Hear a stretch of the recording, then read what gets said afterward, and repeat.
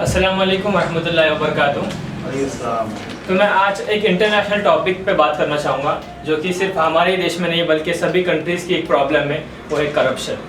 लेकिन एक हाल ही में एक रिपोर्ट आई थी, उस रिपोर्ट में बताया गया कि इंडिया में सबसे ज़्यादा करप्शन होता है पूरे एशिया से अगर कंपेयर किए तो, जिसमें ऑलमोस्ट 39% जो है ब्राइबरी के केस आते हैं, रिश्वत लेके काम होता, और 46% ऐसे लोग हैं जो कि कनेक्शंस के थ्रू ऊपर तक पहुंचते हैं। इसका मतलब बचे कितना परसेंट जो कि लोग अपनी मेहनत से और अपने मेरिट्स के बेसिस पर ऊपर जाते हैं, कुछ भी नहीं बचा।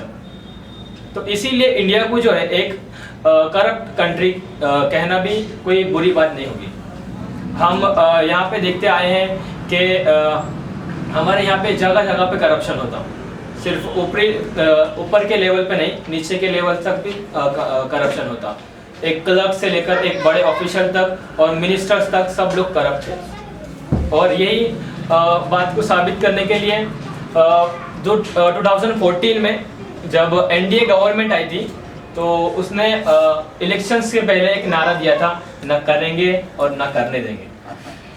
लेकिन उसके बाद क्या हुआ, जब गवर्नमेंट फॉर्म हुई तो उसके बाद सबसे पहला जो एक प्रिवेंशन ऑफ करप्शन एक्ट था उसमें अमेंडमेंट लाए, और उस अमेंडमेंट में क्या कहा कि जो करप्शन है उसकी जो डेफिनेशन है उसको छोटा कर दिया।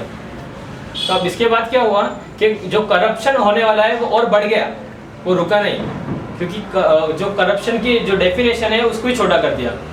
और जो विसल ब्लोअर होते, मतलब जिनको ये पसंद नहीं आता कि कोई हमारी कंपनी में या हमारे ऑफिस में करप्ट ऑफिसर है और वो उनको जो एक्सपोज कर देते, उनको हम विसल ब्लोअर बोलते हैं।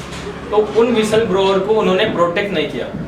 ये एक एक्ट आने वाला था कि विसल ब्लोअर प्रोटेक्शन एक्ट, लेकिन ये एक्ट नहीं आने की वजह से उन लोगों की आवाज़ भी दब गई, और जो भी अब आवाज़ बुलंद करेगा करप्शन के खिलाफ उनको मार दिया जाता।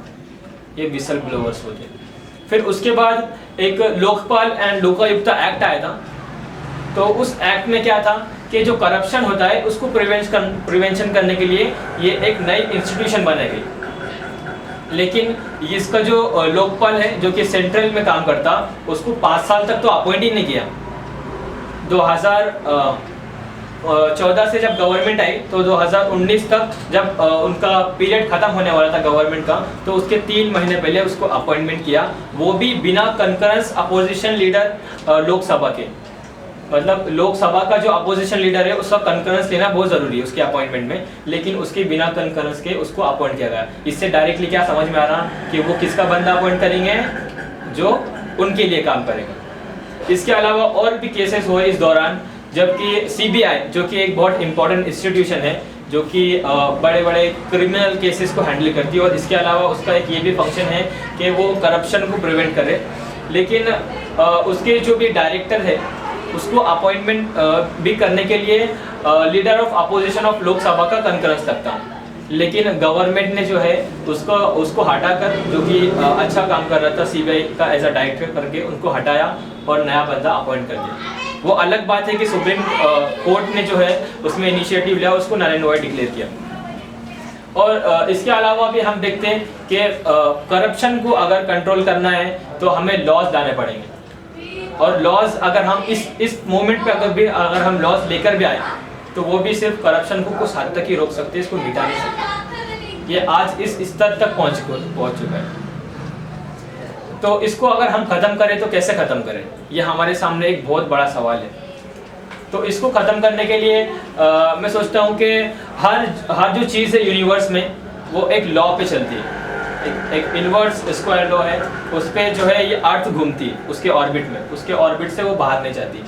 और एक एटॉमिक फिजन लॉ है जिसके वजह से जो है सूरज हमेशा जलते रहता और वो पूरी दुनिया को अपनी रोशनी पहुंचाते रहता। अगर वो लॉ अगर बंद हो गया, एटॉमिक फ्यूजन होना बंद हो गया, तो वो उसकी रोशनी नहीं दे पाएगा और ये यूनिवर्स खत्म हो जाएगा। तो इसी तरह से मुझे लगता है कि अगर हमें करप्शन को ख़त्म करना है तो हमें लॉ और डेमोक्रेसी के साथ इसका मिक्सअप करके एक ऐसा मजबूत पॉलिटिकल सिनेरियो बनाना होगा जहां पर जो मिनिस्टर्स हैं वहां से लेकर एक लोकल लेवल तक का अगर हम करप्शन खत्म करना चाहे तो ही ये पॉसिबल है, वरना ये पॉसिबल नहीं है। और हमें सोसाइटी से इनिशिएटिव्स निकालने पड़ेंगे हमें कोलैबोरेशन करना पड़ेगा, लोगों को एक साथ आना पड़ेगा, इसके खिलाफ आवाज़ उठानी पड़ेगी और सबसे पहली बार हमें अपने आप से शुरुआत करनी है। हम ना करप्शन करेंगे और ना करने देंगे, और इसी की एक उम्मीद के साथ और इसी एक किरण के साथ हम अपने देश को एक नया भविष्य देंगे। Thank you.